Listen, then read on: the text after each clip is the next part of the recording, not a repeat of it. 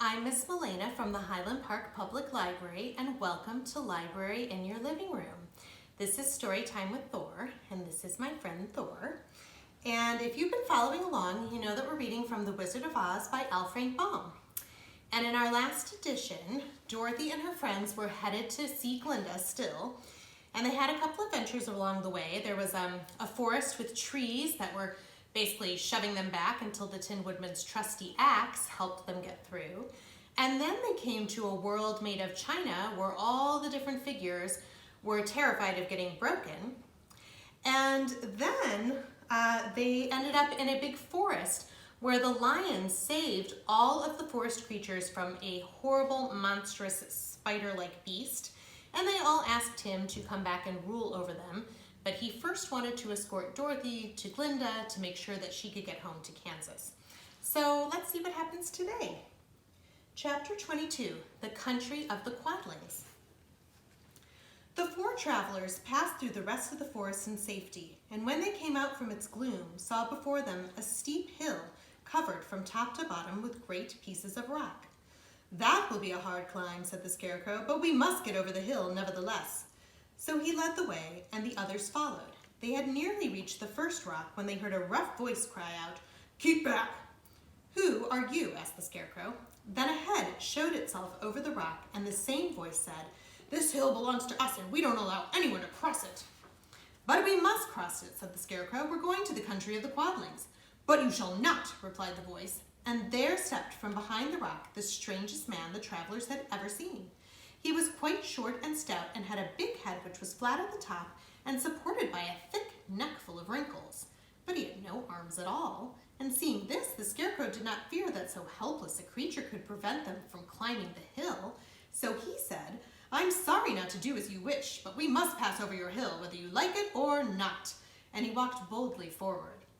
As quick as lightning, the man's head shot forward and his neck stretched out until the top of the head, where it was flat, struck the Scarecrow in the middle and sent him tumbling over and over down the hill. Almost as quickly as it came, the head went back to the body and the man laughed harshly as he said, "It isn't as easy as you think." A chorus of boisterous laughter came from the other rocks, and Dorothy saw hundreds of the armless hammerheads upon the hillside, one behind every rock. The lion became quite angry at the laughter caused by the Scarecrow's mishap, and giving a loud roar that echoed like thunder, he dashed up the hill. Again, a head shot swiftly out, and the great lion went rolling down the hill as if he had been struck by a cannonball. Dorothy ran down and helped the Scarecrow to his feet, and then the lion came up to her, feeling rather bruised and sore, and said, "It is useless to fight people with shooting heads, and no one can withstand them." "What can we do then?" she asked.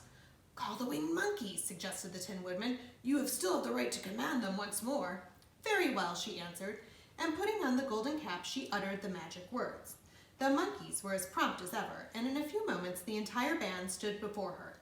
"What are your commands?" inquired the King of the Monkeys, bowing low. "Carry us over the hill to the country of the Quadlings," answered the girl. "It shall be done," said the king. And at once the winged monkeys caught the four travelers and Toto up in their arms and flew away with them. As they passed over the hill, the hammerheads yelled with vexation and shot their heads high in the air, but they could not reach the winged monkeys, which carried Dorothy and her comrades safely over the hill and set them down in the beautiful country of the Quadlings. "This is the last time you can summon us," said the leader to Dorothy, "so goodbye and good luck to you." "Goodbye and thank you very much," returned the girl, and the monkeys rose into the air and were out of sight in a twinkling. The country of the Quadlings seemed rich and happy. There was field upon field of ripening grain with well-paved roads running between and pretty rippling brooks with strong bridges across them.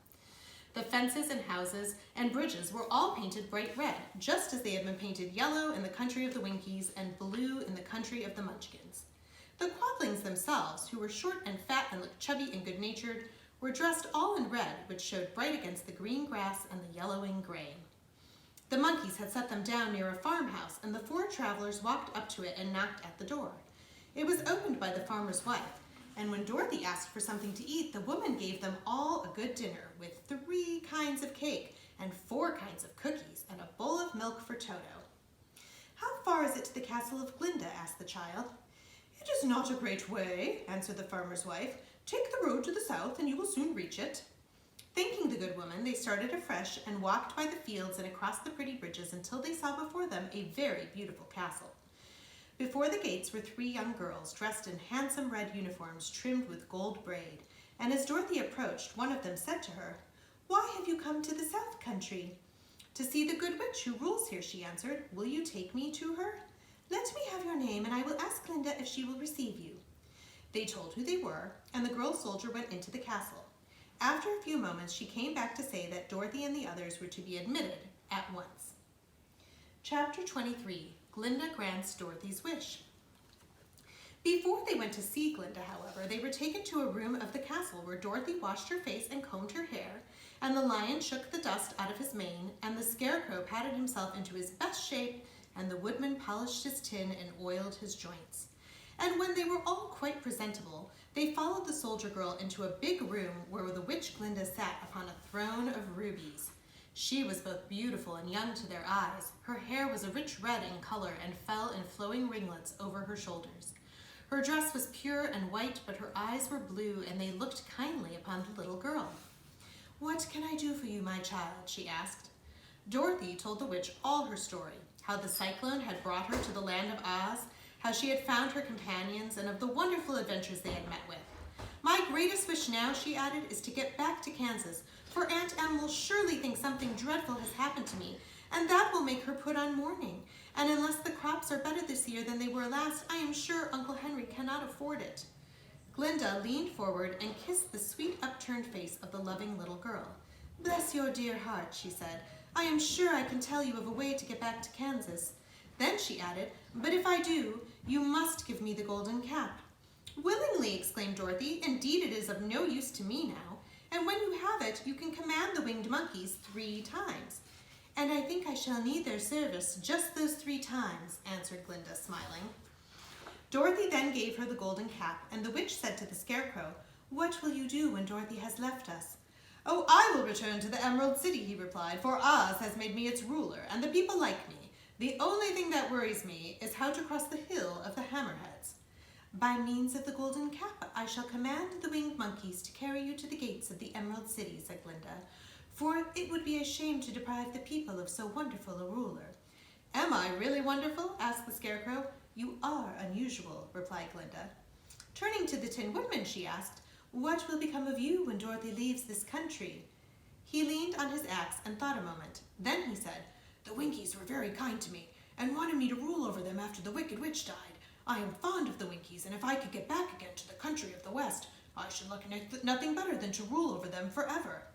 "My second command to the winged monkeys," said Glinda, "will be that they carry you safely to the land of the Winkies. Your brains may not be so large to look at as those of the scarecrow, but you are really brighter than he is when you are well polished, and I am sure you will rule the Winkies wisely and well." Then the witch looked at the big shaggy lion and asked, "When Dorothy has returned to her own home, what will become of you?" "Over the hill of the Hammerheads," he answered, "lies a grand old forest, and all the beasts that live there have made me their king. If I could only get back to this forest, I would pass my life very happily there." "My third command to the winged monkeys," said Glinda, "shall be to carry you to your forest, and then having used up the powers of the golden cap, I shall give it to the king of the monkeys, that he and his band may thereafter be free forevermore." The scarecrow and the Tin Woodman and the lion now thanked the good witch earnestly for her kindness, and Dorothy exclaimed, "You are certainly as good as you are beautiful, but you have not yet told me how to get back to Kansas." "Your silver shoes will carry you over the desert," replied Glinda. "If you had known their power, you could have gone back to your Aunt Em the very first day you came to this country." "But then I should not have had my wonderful brains," cried the scarecrow. "I might have passed my whole life in the farmer's cornfield." "And I should not have had my lovely heart," said the Tin Woodman. "I might have stood rusted in the forest till the end of the world." "And I should have lived a coward forever," declared the lion, "and no beast in all the forest would have had a good word to say to me." "This is all true," said Dorothy, "and I am glad I was of use to these good friends.